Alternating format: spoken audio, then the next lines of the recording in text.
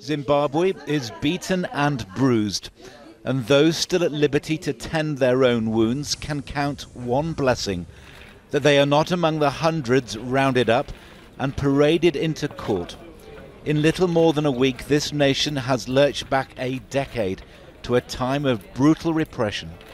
They were shooting anyone who was coming nearer them. In the hospitals, there are many injured and many who say they cheated death. No warning. It was just one shot. From very close range? Yeah, from a close range. You're very lucky to be alive? Yeah, I was very lucky. In a safe house, a dozen exhausted survivors of the crackdown. They'd been on the run for 6 days and sleeping in fields. Among them, a 3-month-old baby.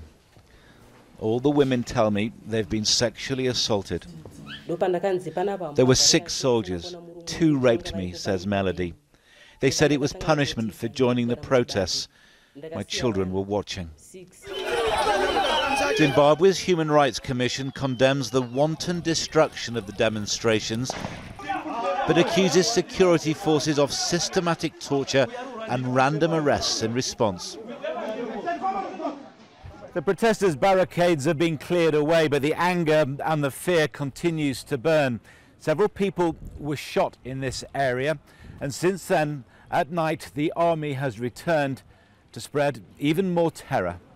Like yesterday, there were no demo, so they just came and started beating everyone, beating us with the sticks. Late last night, President Mnangagwa returned home to a crisis blamed by some on the man who met him at the airport, his hard-line deputy. There's talk of tension between the two men. The president says security force violence was a betrayal of the new Zimbabwe. Cases of indiscipline will be dealt with and heads will roll.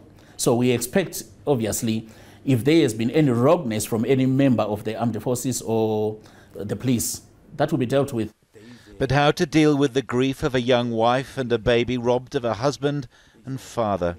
Kelvin Chotto, a talented footballer, was shot and killed as he watched the protests. I'm angry about our government. It's a ruthless government. It's a careless government.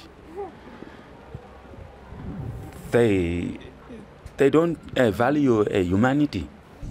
Lives have been ruined, and Zimbabwe's reputation, again, lies in tatters. John Ray, News at 10, Harare.